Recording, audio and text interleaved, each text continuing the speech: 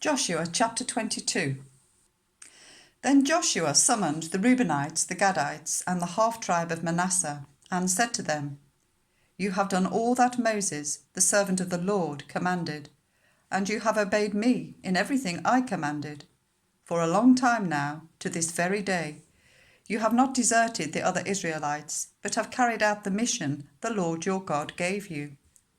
Now that the Lord your God has given them rest as he promised, return to your homes in the land that Moses, the servant of the Lord, gave you on the other side of the Jordan. But be very careful to keep the commandment and the law that Moses, the servant of the Lord, gave you. To love the Lord your God, to walk in obedience to him, to keep his commands, to hold fast to him, and to serve him with all your heart and with all your soul. Then Joshua blessed them and sent them away, and they went to their homes. To the half-tribe of Manasseh, Moses had given land in Bashan, and to the other half of the tribe, Joshua gave land on the west side of the Jordan, along with the other Israelites. When Joshua sent them home, he blessed them, saying, Return to your homes with your great wealth, with large herds of livestock, with silver, gold, bronze and iron, and a great quantity of clothing, and divide the plunder from your enemies with the other members of your tribes.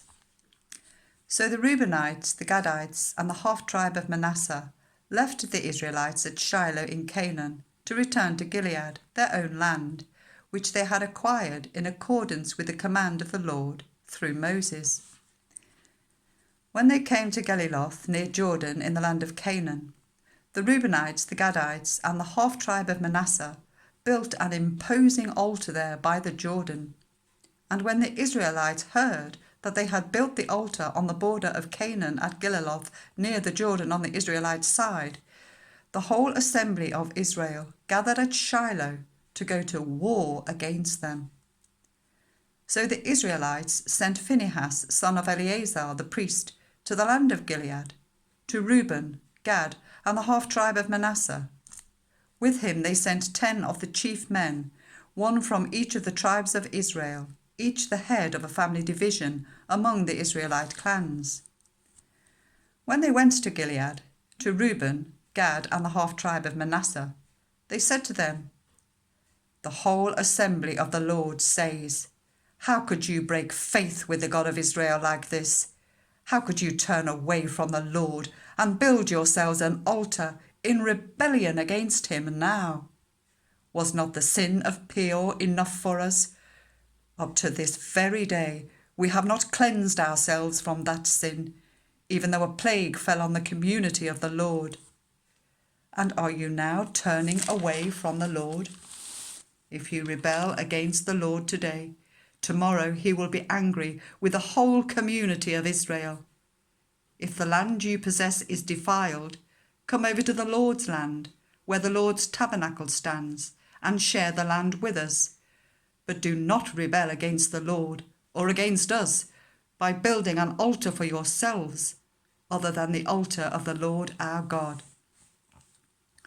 When Achan, son of Zerah, was unfaithful in regard to the devoted things, did not wrath come on the whole community of Israel?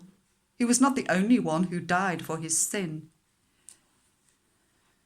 Then Reuben, Gad, and the half-tribe of Manasseh replied to the heads of the clans of Israel, The mighty one, God, the Lord, the mighty one, God, the Lord, he knows, and let Israel know. If this has been in rebellion or disobedience to the Lord, do not spare us this day.